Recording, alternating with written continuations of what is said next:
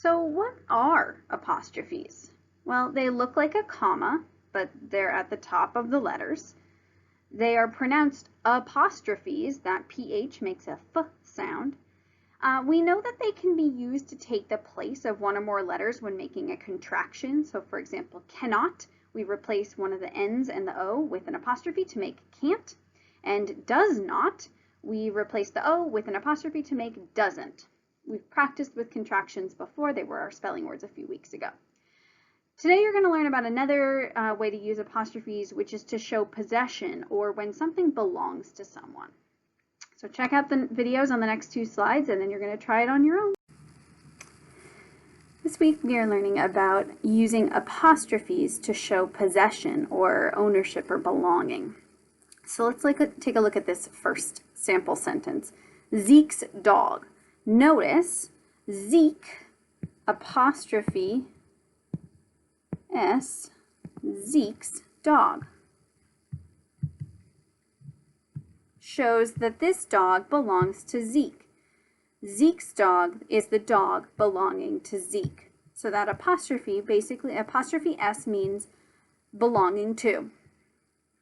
So let's take a look and see where we put the apostrophe depending on how many someones we are talking about. So let's take a look at number 1. A dog's teeth help protect it from enemies. How many dogs are we talking about? Well, one dog. And what does the dog own, or whose teeth are they? Well, it's the dog's teeth. So it's the teeth belonging to one dog, not many dogs, but one dog. It says a dog. We know that's singular. Second sentence. Cats' claws help them stay safe. So we're talking about the claws that are on cats. And we know that we're not talking about just one cat. We're actually talking about like cats in general, like many cats. And so it's cats plural. And so the apostrophe, notice, goes on the outside of the S because the word already ends in S. And if we put an apostrophe S on the end, it would be cats's.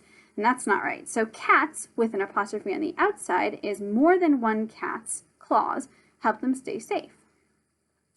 Number 3, a porcupine's quills are also helpful.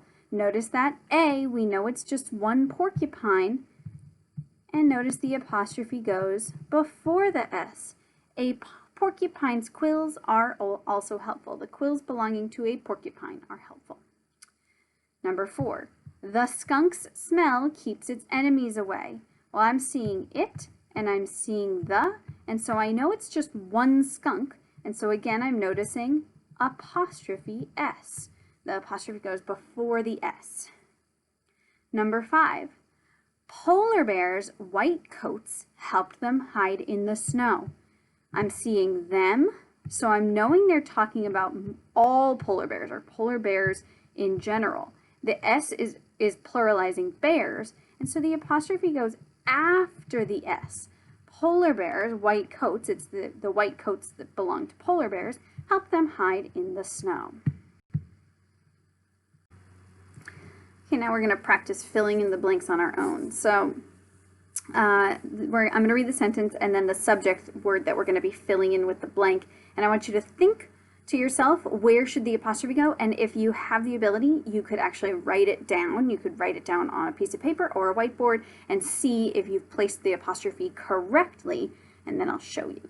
So the first sentence reads, our blank desk is in the corner. And the subject that we're filling in here is teacher. Well, how many teachers are we talking about? One or all teachers? It says our teacher, and it's just one desk. So that's probably just one teacher.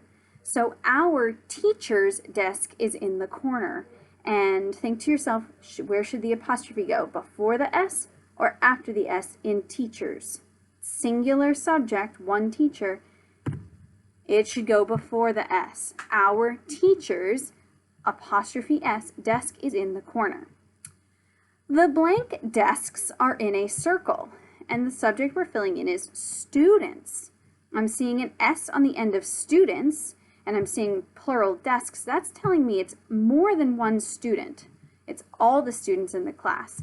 So I'm thinking to myself, okay, if I want to show that the desks belong to multiple students, then it should be students with the apostrophe after the S. Each blank coat goes on a hook, and the subject we're going to use is child. Notice we know that the plural for child is children, so this is just one child that we're talking about. Each child's coat goes on a hook. Where should the apostrophe go? Before the S. Each child's coat goes on a hook. We're talking about one child at a time here. The blank office is down the hall, and the word we're filling in is nurse. Most schools just have one nurse, and so it says the blank, and then we know it's a singular noun, so the nurse's office is down the hall. Think to yourself, where should that apostrophe go? Before the S. Nurses, nurse apostrophe S. The nurse's office is down the hall. The blank soccer team is on the field now, and the subject we're using is girls. So more than one girl on this soccer team. The girls' soccer team is on the field. If it's more than one girl, where does our apostrophe go? After the S. Girls, S apostrophe, because it's plural. We have more than one girl. Notice when we had more than one student and more than one girl, the apostrophe went after the S. Notice that those two subject words also ended in S. So when it ends in S and it's plural, we put the apostrophe after. If it's singular and it doesn't end in S, then we put the apostrophe before the S, and we have to add an S for ourselves. Your turn to practice.